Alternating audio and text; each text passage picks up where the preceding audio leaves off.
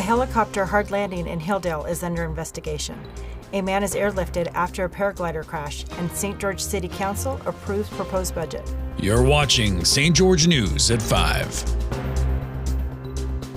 Good afternoon, I'm Christy Lingenheim.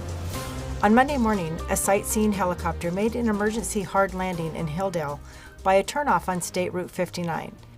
The 4 occupants suffered minor injuries, and none needed to be transported for further medical care. A man was airlifted to the hospital after crashing his paraglider near Blue Springs Reservoir Sunday morning.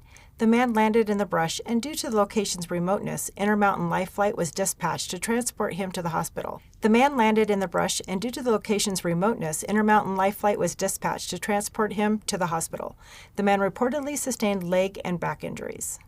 Residents can now review the City of St. George's proposed budget of $527 million for the 2025 fiscal year.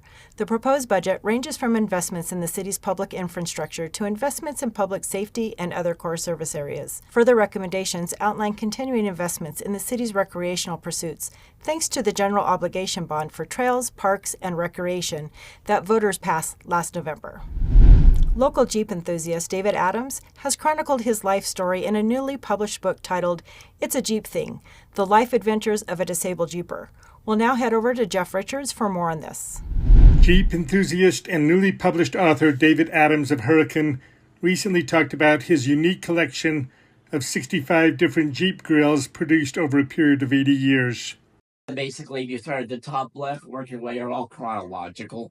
So I got from the earliest, from 1941, all the way down over in this bottom right corner, goes all the way down to 2021.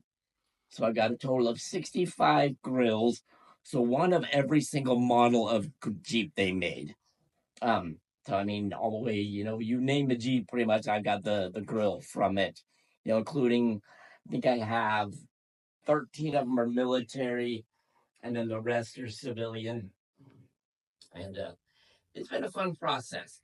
I started out just with a couple here and there, and then I got a couple more, and then I got a couple more. I figured, well, maybe I'll go up to about the 90s, because that's when they started making a lot of like the more plastic type Jeeps, the Compass and the Patriot and the, stuff like that. And I really wasn't interested in the plastic grills, is kind of like that, how I refer to them. And then I got all the grills up to about 2000. And then I'm like, you know what? If I can do it, I might as well do it. And so the bottom row here is all the plastic grills, pretty much from about 2000 on. But yeah, I've actually submitted to the Guinness Book of World Records to see if I can qualify. So I'm dealing with that right now. But as far as I know, this is by far the most complete Jeep grill collection in the world. There may be people that have a larger number of grills, but they'll have repeats. They may have 10 CJ7s and 10 CJ3As or whatever. But I have one of every single model of grill between 1941 and 2021.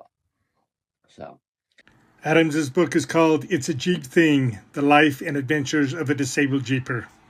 And did it. It was really interesting. It just kind of, it flowed, and it just brought me back to that time and that place of being there and going through it. And like I said in the book, it was a very cathartic experience to go back and remember and to think about why I made the decisions I did and the choices that I did and how it influenced who I am today. And like we were saying before, without my Jeeps and what I've done in my life with the Jeeping community, I don't even know who I would be, because it's defined so much of my personality, and so that was fun as I went through and I did the book, was being able to kind of remember that and reflect back on all of that and those experiences. So that was super cool. Thanks, Jeff. Alex Graham, also referred to as the Marinade Master, whips up his signature chicken Alfredo as he shares his passion for the art of creation. Here's Jesse Bang with the story. Alex Graham, also referred to as the Marinade Master, is cooking up signature Italian dishes like lasagna rolls and spaghetti bread. St. George News caught up with him while he prepared his homemade chicken Alfredo. Some of my favorite things about cooking is the creative aspect of it.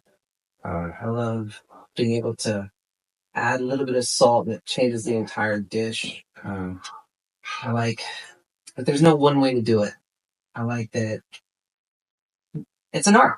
It's an art, basically. And I think of myself as an artist. He runs his own micro-enterprise home kitchen and has a goal to open his own food truck in the future. Cooking has now become not just a hobby, but like a passion. I love it. Graham also takes special requests for allergies and other dietary restrictions and is available for food requests outside of his regular menu. Thank you for watching St. George News at 5. I'm Christy Langenheim with St. George News, your #1 source for local news. This has been St. George News at 5.